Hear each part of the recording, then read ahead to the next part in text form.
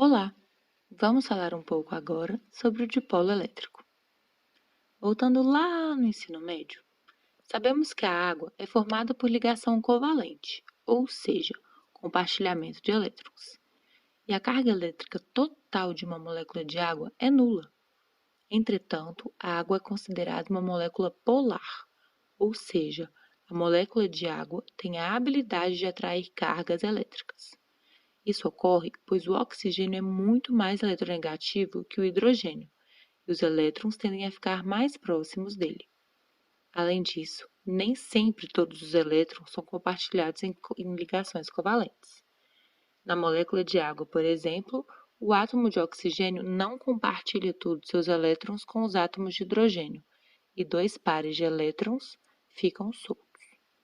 Esses elétrons soltos se aproximam mais do oxigênio e corroboram para criar uma região mais negativa e outra mais positiva na molécula. Essa configuração se chama de polo elétrico. Vamos ver um pouquinho sobre esse fenômeno.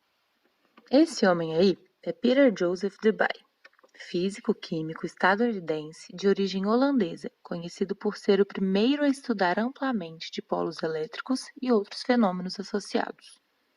Seus estudos mais tarde contribuíram para que ganhasse o Prêmio Nobel de Química em 1936. Além disso, a unidade de medida da grandeza momento dipolo elétrico foi batizada de Debye, em sua homenagem. Daqui a pouco, vamos falar um pouco mais sobre essa grandeza. Para começar, vamos definir o que é um dipolo elétrico.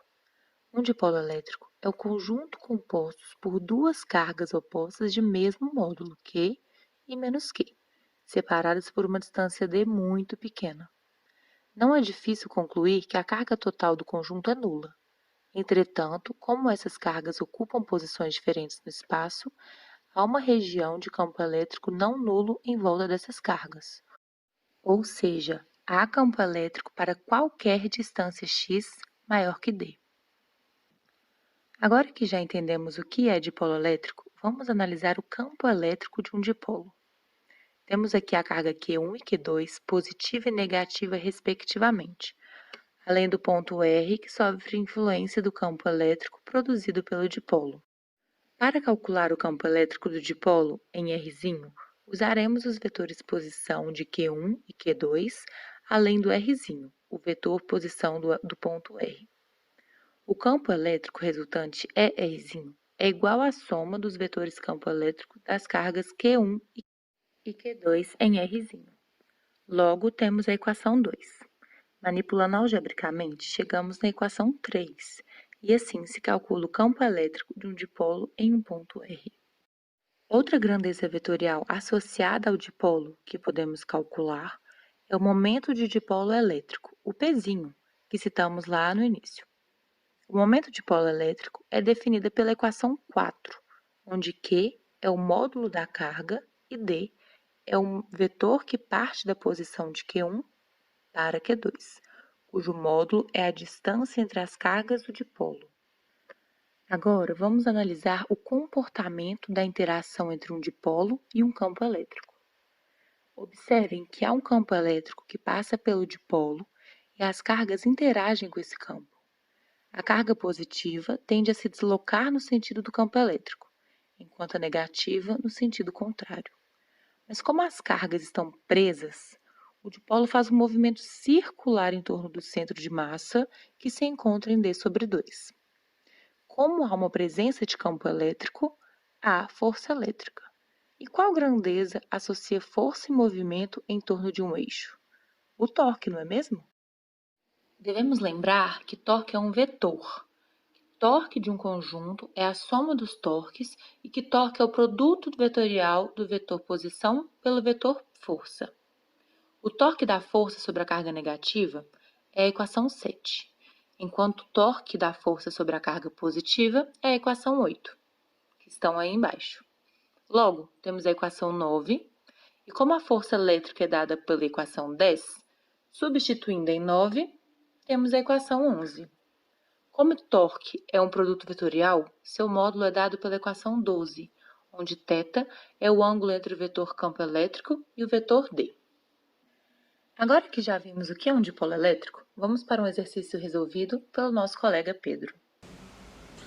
Bom, como um exemplo para tudo isso que a gente tem estudado, agora nós vamos fazer o cálculo do campo elétrico com as coordenadas x maior que zero, y igual a zero e z igual a zero. Bom, o primeiro passo é que devemos observar o nosso sistema. Temos aqui uma carga Q e uma carga menos Q. Cargas de mesmo módulo, porém de sinais opostos.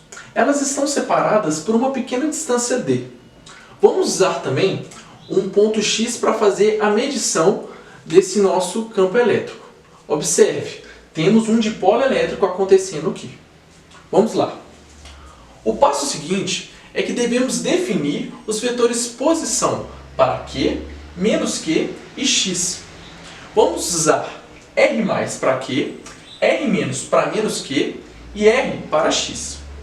O passo seguinte é que devemos substituir as informações que nós temos dentro da fórmula do campo elétrico.